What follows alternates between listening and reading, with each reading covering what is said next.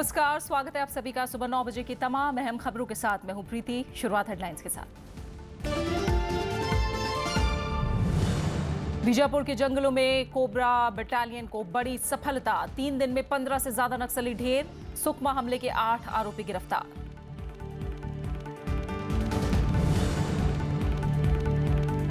नोटबंदी से बढ़ी सरकार की आमदनी। टैक्स दायरे में 91 लाख नए लोग। संयुक्त राष्ट्र ने घटाया भारत की विकास दर का अनुमान।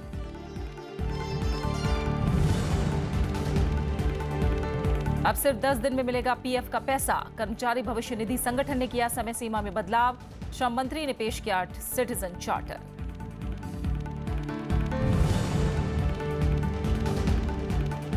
वन बेल्ट परियोजना पर भारत को श्रीलंका का समर्थन। कहा कश्मीर को लेकर चिंताएं वाजिब। पाक अधिकृत कश्मीर की वजह से हिस्सा नहीं बना भारत।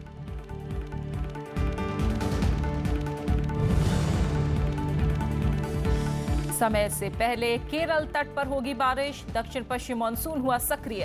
30 मई तक बारिश के आसार।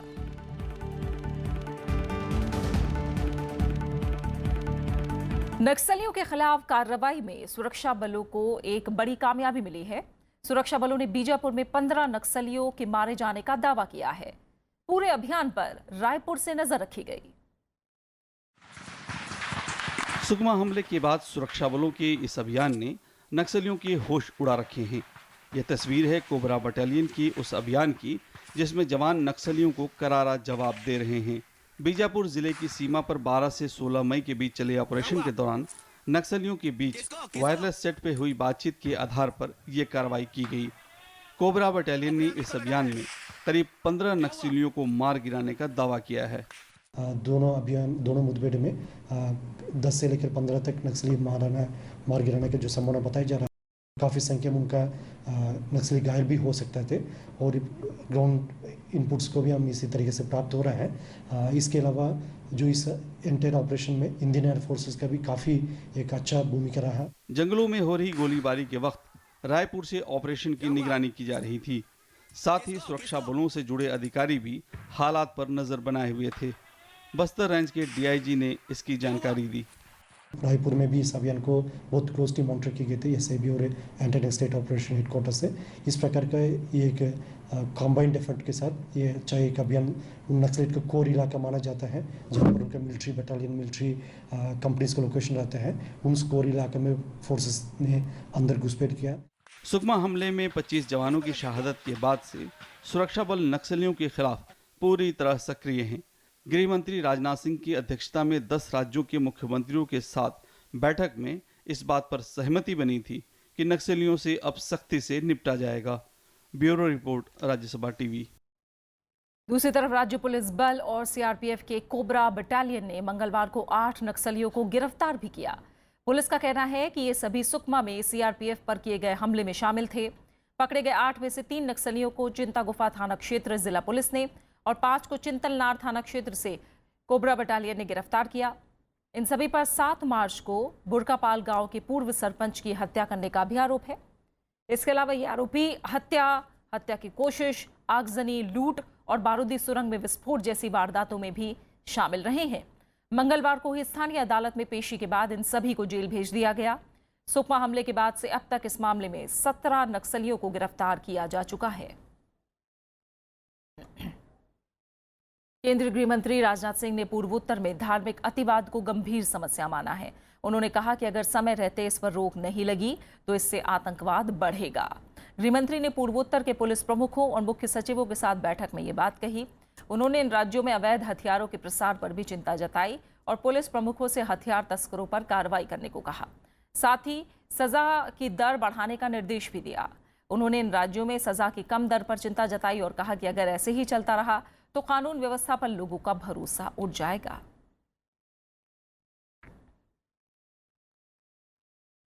इजराइल के साथ विवाद के बीच फिलिस्तीन को भारत ने विकास के क्षेत्र में सहयोग का भरोसा दिया है। दिल्ली में मंगलवार को प्रधानमंत्री नरेंद्र मोदी और फिलिस्तीन के राष्ट्रपति महमूद अब्बास की मुलाकात हुई। प्रधानमंत्री ने कहा कि फिलिस्तीन के मामले में भारत के रुख में कोई परिवर्तन नहीं हुआ है। वहीं फिलिस्तीन ने इजराइल के साथ विवाद सुलझाने में भारत से मदद मांगी। दोनों देशों के बीच आपसी सहयोग बढ़ाने के लिए 5 समझौते हुए हैं। 4 दिन की भारत यात्रा पर आए फिलिस्तीन के राष्ट्रपति महमूद अब्बास का मंगलवार को राष्ट्रपति भवन में शानदार स्वागत किया गया। राष्ट्रपति प्रणब मुखर्जी और प्रधानमंत्री नरेंद्र मोदी ने उनकी आगवानी की।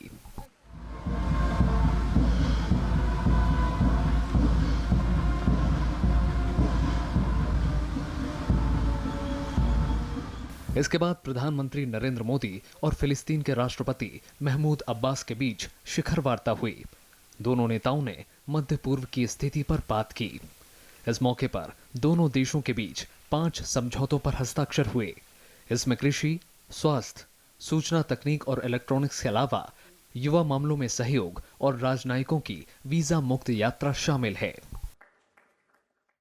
President Abbas and I agreed that both sides, through practical cooperation, will work together to build Palestine's economy and contribute to improving the lives of its people. आपके बहुमूल्य सहयोग से टेक्नोलॉजी पार्क कॉम्प्लेक्स की नींव रखी है। हमें आशा है कि दोनों देशों के बीच ये आपसी सहयोग निवेश और व्यापार विनिमय को नई ऊंचाइयों तक ले जाएगा। प्रधानमंत्री नरेंद्र मोदी ने फिलिस्तीन की आजादी और पूर्ण राज्य का पुरजोर समर्थन किया। फिलिस्तीनी राष्ट्रपति ने आतंकवाद के हर रूप की आलोचना की। We hope to see the realization of a sovereign, independent, united and viable Palestine coexisting peacefully with Israel. 1967 की बाउंड्री से पूर्व 2 राज्यों वाला स्टेट ऑफ पैलेस्टाइन का समाधान है, जिसकी राजधानी पूर्वीय यरूशलेम है, जिसके बाजू में इसराइल का राज्य है और दोनों राज्य शांति और सुरक्षा के वातावरण में अच्छे पड़ोसी की तरह रह सकते हैं। फिलिस्तीन के राष्ट्रपति महमूद अब्बास ने राष्ट्रपति प्रणब मुखर्जी और उपराष्ट्रपति मोहम्मद हामिद अंसारी से भी मुलाकात की।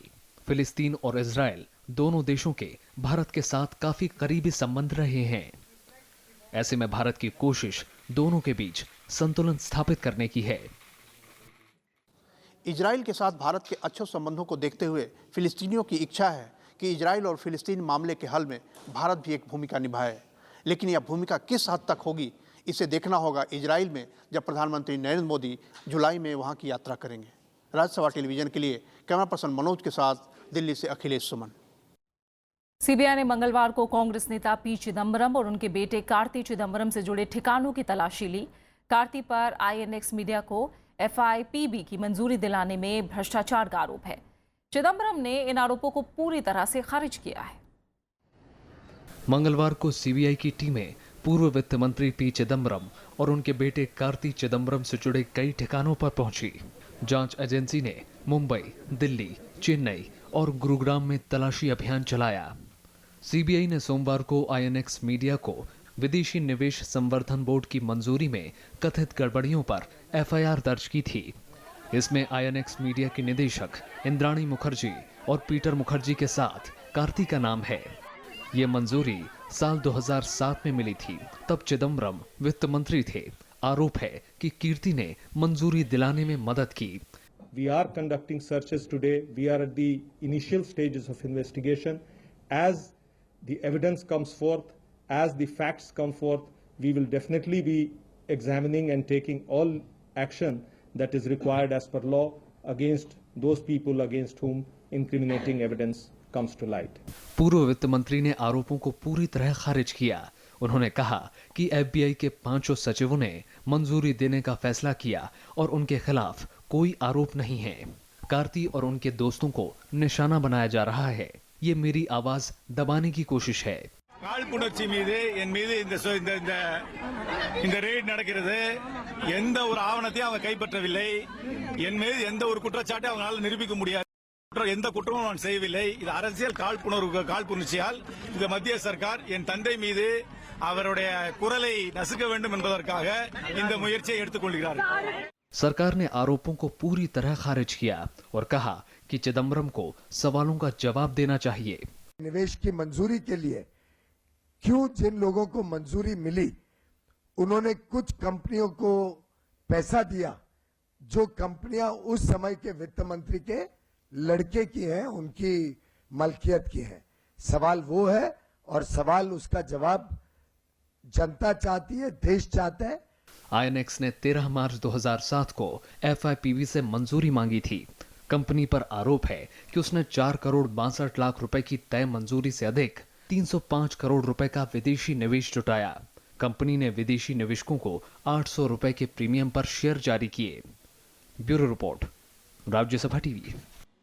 लालू प्रसाद यादव और उनके परिवार के दिल्ली, गुड़गांव समेत 22 ठिकानों पर सोमवार को आयकर विभाग ने छापा मारा। ये मामला 1000 करोड़ की बेनामी लैंड डील से जुड़ा हुआ है। इसके अलावा आरजेडी नेता प्रेमचंद गुप्ता के बेटे के ठिकानों पर भी छापे मारे गए।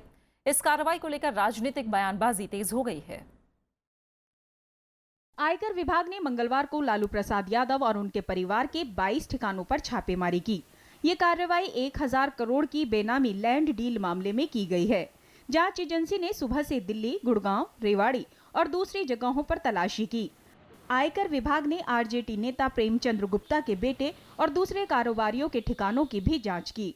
इस मामले में सियासत भी तेज हो गई है। सरकारी तंत्र का न कोई दुरुपयोग है, न किसी को डराने की नीयत है, लेकिन भ्रष्टाचार और लूट की जांच तो होगी ना। चारा घोटाले में गरीबों का चारा लूटा गया कि नहीं लूटा गया, सजा हुई है।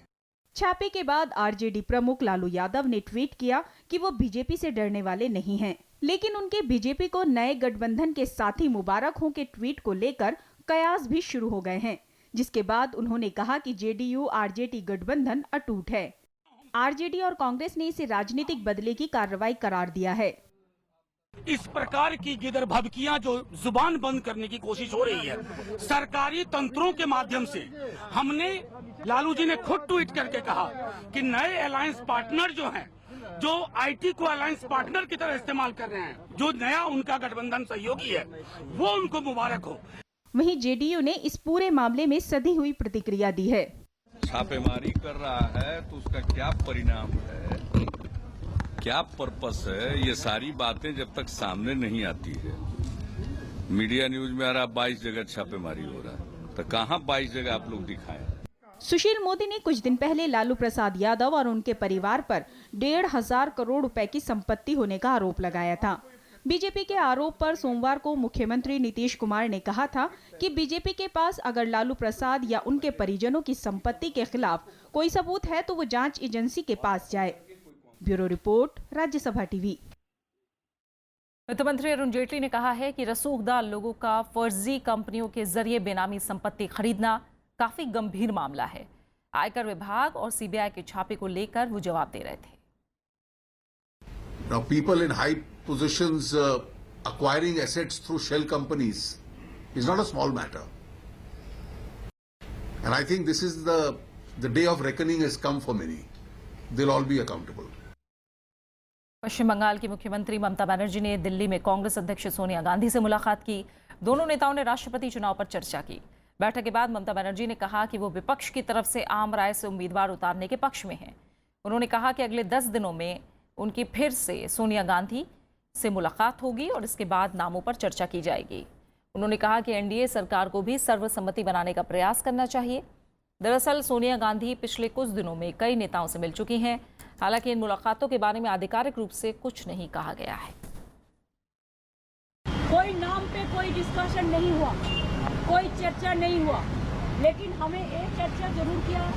राहुल भी थे मीटिंग में, बाद में आया सोनिया जी भी थे।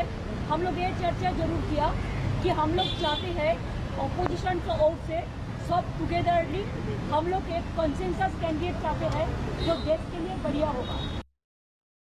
कांग्रेस ने आरोप लगाया है कि केंद्र की एनडीए सरकार 3 साल पूरे होने पर भी चुनाव में किए गए वादे पूरे नहीं कर पाई है। कांग्रेस नेताओं ने प्रेस कॉन्फ्रेंस करके सरकार की नीतियों और कामकाज की खामियां गिनाई। कांग्रेस उपाध्यक्ष राहुल गांधी ने सरकार के 3 साल पूरे होने पर जश्न पर सवाल उठाया है। वहीं बीजेपी ने पलटवार करते हुए कांग्रेस को आत्ममंथन की सलाह दी है। कांग्रेस ने केंद्र सरकार को हर मोर्चे पर नाकाम बताया और 3 साल होने पर एनडीए सरकार की 30 कमियां गिनाई। मुख्य विपक्षी पार्टी ने बीजेपी की अगुवाई सरकार पर देश में असहिष्णुता का माहौल बनाने का आरोप लगाया। कांग्रेस नेताओं ने कहा कि सरकार ने किसानों की बेहतरी, युवाओं को रोजगार देने और महिलाओं के खिलाफ अपराध रोकने के लिए कुछ भी नहीं किया है। इस देश में आज किसान बिल्कुल बेहाल है। मैं उम्मीद करता हूं कि इस चेतावनी को सरकार सुनेगी और आने वाले समय में किसानों के, नौजवानों की भलाई के लिए काम करेगी। कांग्रेस ने एनडीए सरकार की विदेश नीति और आंतरिक सुरक्षा पर सवाल उठाए। चीन हमें चारों तरफ से घेरने की कोशिश कर रहा है। अरुणाचल प्रदेश में घुसपैठ हो रहा है, अक्साई चेन में घुसपैठ हो रहा है। पाकिस्तान के साथ चाइना पाकिस्तान इकोनॉमिक कॉरिडोर की चर्चा हो रही है। ग्वादर पोर्ट में निवेश हो रहा है, श्रीलंका में निवेश हो रहा है, बर्मा में निवेश हो रहा है। लेकिन आज हमारी सरकार केवल मूक दर्शक की तरह बैठती हुई है। कांग्रेस ने इन मुद्दों को जनता के बीच ले जाने का ऐलान किया। वहीं सरकार ने कांग्रेस के आरोपों को खारिज किया है। Actually become difficult for the Congress to face the people. Instead of introspection about where they are going wrong and why they have lost the faith of the people, I think they are raising non-issues which the nation is not willing to accept. केंद्र सरकार 26 मई को 3 साल होने पर पूरे देश में समारोह आयोजित करने जा रही है। इसके जरिए सरकार जनता को अपनी उपलब्धियां बताएगी। विशाल दहिया, राज्यसभा टीवी। मुस्लिम पर्सनल लॉ बोर्ड ने 3 तलाक को धर्म और आस्था का मसला बताया है। बोर्ड ने कहा कि मुस्लिम समाज की 1400 साल पुरानी परंपरा है। बोर्ड ने कहा कि इसलिए संवैधानिक नैतिकता का सवाल नहीं उठता। बोर्ड की तरफ से मंगलवार को वरिष्ठ वकील कपिल सिब्बल ने दलीलें रखी। उन्होंने 3 तलाक के खिलाफ याचिकाओं को खारिज करने की मांग की। वकील ने कहा कि इस्लाम में महिलाओं को लंबे वक्त से अधिकार मिले हुए हैं। संविधान पीठ गुरुवार से इस मामले की नियमित सुनवाई कर रही है। आज सुप्रीम कोर्ट में आधार अनिवार्यता के मामले पर सुनवाई होनी। सरकारी योजनाओं के लाभ के लिए आधार को अनिवार्य बनाए जाने की अधिसूचना के खिलाफ सुप्रीम कोर्ट में याचिका दायर है। इसमें कहा गया है कि केंद्र सरकार ने मिड डे मील, ठेका मजदूरों के लिए और राइट टू एजुकेशन और स्कॉलरशिप जैसी योजनाओं में आधार को अनिवार्य करने का नोटिफिकेशन जारी किया है। याचिका में नोटिफिकेशन को सुप्रीम कोर्ट के आदेशों के विपरीत बताया गया है। साथ ही नोटिफिकेशन पर अंतरिम रोक लगाने की मांग भी की गई है। केंद्र सरकार ने याचिका पर सुनवाई का विरोध किया था। सरकार ने कोर्ट में कहा था कि मामले में संविधान पीठ सुनवाई कर रही है, लेकिन चीफ जस्टिस ने कहा कि 2 जजों की बेंच सिर्फ अंतरिम रोक पर सुनवाई करेगी।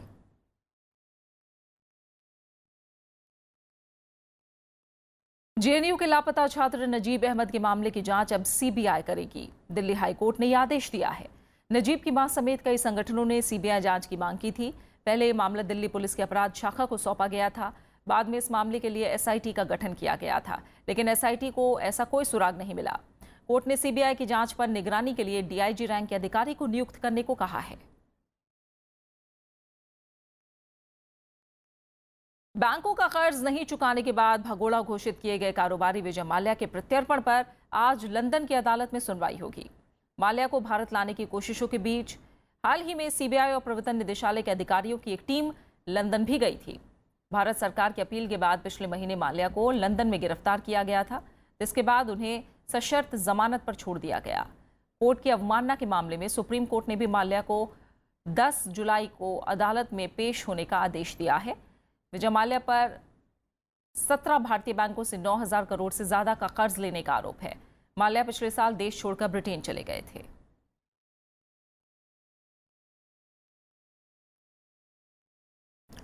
अब पश्चिम बंगाल के सभी स्कूलों में 10वीं तक बंगाली पढ़ना अनिवार्य होगा। राज्य के शिक्षा मंत्री पार्थ चैटर्जी ने ऐलान किया है।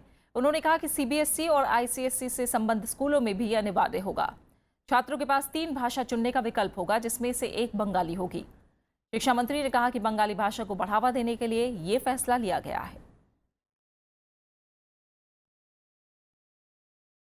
कर्मचारियों और पेंशन भोगियों के लिए बड़ी राहत की खबर है।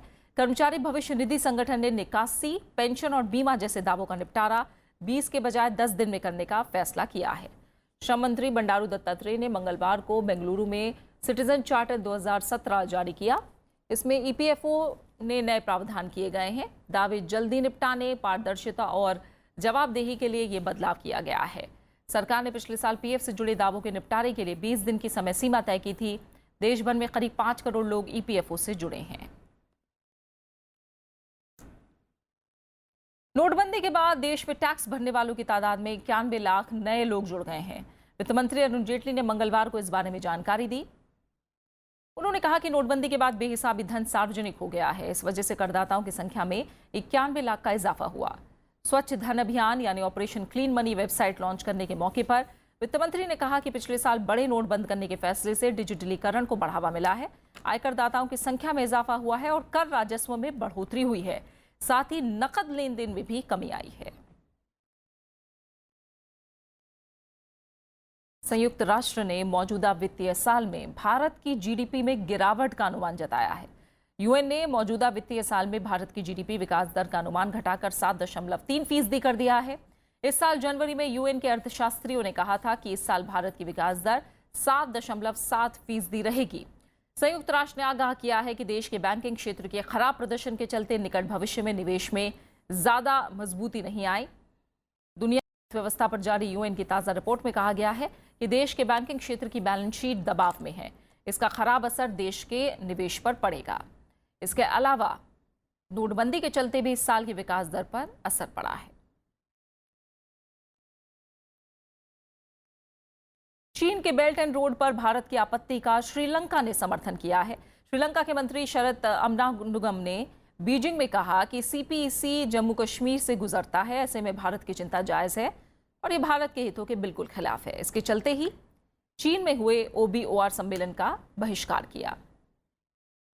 शरद अमानुगम बीजिंग में श्रीलंका के प्रधानमंत्री रानिल विक्रमसिंघे के साथ बेल्ट एंड रोड सम्मेलन में हिस्सा लेने गए थे। उन्होंने कहा कि इस इलाके को जोड़ने में भारत की भूमिका काफी अहम होगी, लेकिन कश्मीर से होकर गुजरने की वजह से भारत के लिए इस परियोजना में शामिल होना मुश्किल है। बात करेंगे खेलों की। महिला हॉकी में आज भारत और न्यूजीलैंड के बीच तीसरा मुकाबला होगा। कल न्यूजीलैंड के खिलाफ खेले गए दूसरे मैच में भारत बुरी तरह से हार गया था। न्यूजीलैंड ने भारत को 8-2 से मात दी। दोनों देशों के बीच 5 मैचों की सीरीज चल रही है, जिसमें तीसरा मुकाबला आज होना है। भारत की ये लगातार दूसरी हार है। रविवार को खेले गए पहले मैच में मेजबान टीम ने भारत को 4-1 से हराया था।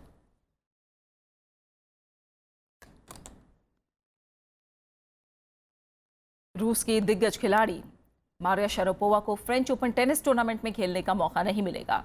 टूर्नामेंट के अधिकारियों ने शरापोवा को वाइल्ड कार्ड एंट्री देने से इनकार कर दिया है। फ्रेंच ओपन ग्रैंड स्लैम सोमवार से शुरू हो रहा है। 2 बार की विजेता शरापोवा को दोनों ही क्वालिफाइंग राउंड में वाइल्ड कार्ड नहीं दिया गया।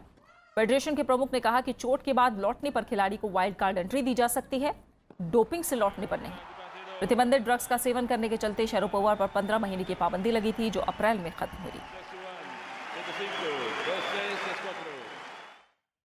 बात मौसम की। केरल में तय समय से 2 दिन पहले मानसून के पहुंचने की उम्मीद है। भारतीय मौसम विभाग ने मंगलवार को इस बात की जानकारी दी।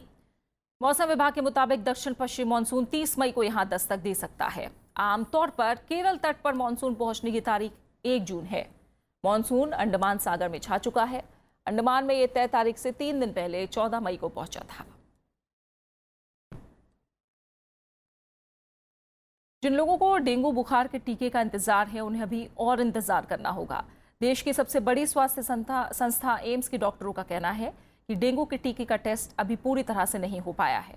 इस मौके पर डॉक्टरों ने लोगों को जागरूक करने और डेंगू से डरने नहीं बल्कि लड़ने की सलाह दी है। डेंगू बुखार एक सार्वजनिक संक्रामक रोग है जो भारत के ज्यादातर हिस्सों में पाया जाता है। इस बुखार से उबरने और लोगों को जागरूक करने के लिए एम्स ने राष्ट्रीय डेंगू दिवस पर एक कार्यक्रम का आयोजन किया। इस कार्यक्रम में मौजूद डॉक्टरों ने बताया कि कैसे इस बीमारी की रोकथाम की जा सकती है। What is the aim of the vaccine? To prevent disease, not to happen you. So, but here, despite the vaccine, we will suffer from dengue, but we will not go to severe stage. So that is called your decreasing the severity by this vaccine. हालांकि AIIMS के doctor जिस टीके की बात कर रहे हैं, अब तक उसका सफल परीक्षण नहीं हो पाया है। डॉक्टरों का मानना है कि फिलहाल इस टीके को प्रयोग में लाने से पहले कई और टेस्ट से गुजरना होगा। What is the aim of the vaccine? To prevent disease, not to happen you. So, but here, despite the vaccine, we will suffer from dengue, but it will not go to severe stage. So that you are decreasing the severity by this vaccine. वहीं national vector borne disease control programme की joint director ने कहा कि लोगों को जागरूक करने के लिए सरकार ने ऐप भी बनाया है, जिसके इस्तेमाल से इस बुखार के खतरनाक होने से बचा जा सकता है। इस समय हम फॉगिंग के लिए मतलब फॉगिंग तब होता है जब काफ़ी बड़े लार्ज एरिया में डेंगू केसेस हो रहे हैं। उस समय हमें इमीडिएटली जो भी इन्फेक्टेड मस्कीटो है उसको इमीडिएटली ख़त्म करना होता है, जिसको नॉकडाउन करना करते हैं। उसी के लिए उस समय सिर्फ मतलब फॉगिंग के लिए बोला जाता है। इस कार्यक्रम के जरिए डॉक्टरों ने उन लोगों को जागरूक करने की कोशिश की जो ये मानते हैं कि डेंगू बेहद खतरनाक और जानलेवा बीमारी है। कार्यक्रम में इस बात की जानकारी दी गई कि थोड़ी सावधानी बरतने पर इस बीमारी को मात दी जा सकती है। ब्यूरो रिपोर्ट के साथ कुंदन श्रीवास्तव, राज्यसभा टीवी। आज विश्व दूरसंचार दिवस है। 1865 में विश्व दूरसंचार दिवस मनाने की शुरुआत हुई थी, लेकिन आधुनिक समय में इसकी शुरुआत 1969 में हुई। 2006 से विश्व दूरसंचार सूचना और सोसाइटी दिवस तीनों को एक साथ मनाए जाने का फैसला लिया गया। आज के दौर में फोन, मोबाइल और इंटरनेट लोगों की जरूरत बन गए हैं। सेकेंडों में किसी तक भी अपनी बात पहुंचाई जा सकती है, जबकि बीते जमाने में या कहीं प्राचीन युग में संदेश पहुंचाने में कई दिन लगते थे। संदेशवाहक मीलों पैदल चलकर संदेश पहुंचाते थे या कबूतर से भी संदेश पहुंचाए जाते थे। लेकिन वक्त के साथ संचार के तरीके काफी बदलते गए। टेलीग्राम, चिट्ठियों का दौर आया। इंसान के विकास के साथ साथ संचार के साधन भी प्रगतिशील होते गए। आज आधुनिक युग उस दौर में पहुंच चुका है जहां 4G जैसी तकनीक लोगों के हाथों में है।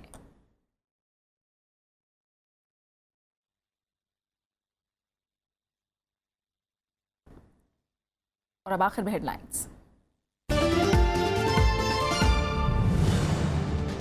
बीजापुर के जंगलों में कोबरा बटालियन को बड़ी सफलता। 3 दिन में 15 से ज्यादा नक्सली ढेर। सुकमा हमले के 8 आरोपी गिरफ्तार।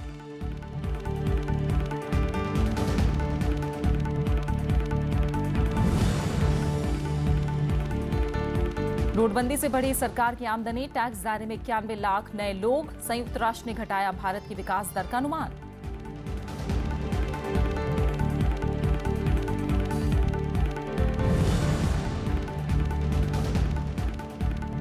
अब सिर्फ 10 दिन में मिलेगा पीएफ का पैसा। कर्मचारी भविष्य निधि संगठन ने किया समय सीमा में बदलाव।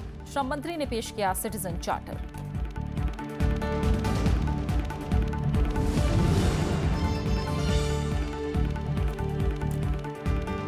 वन बेल्ट परियोजना पर भारत को श्रीलंका का समर्थन। कहा कश्मीर को लेकर चिंताएं वाजिब।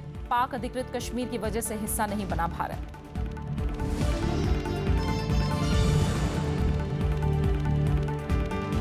समय से पहले केरल तट पर होगी बारिश। दक्षिण पश्चिम मानसून हुआ सक्रिय। 30 मई तक बारिश के आसार।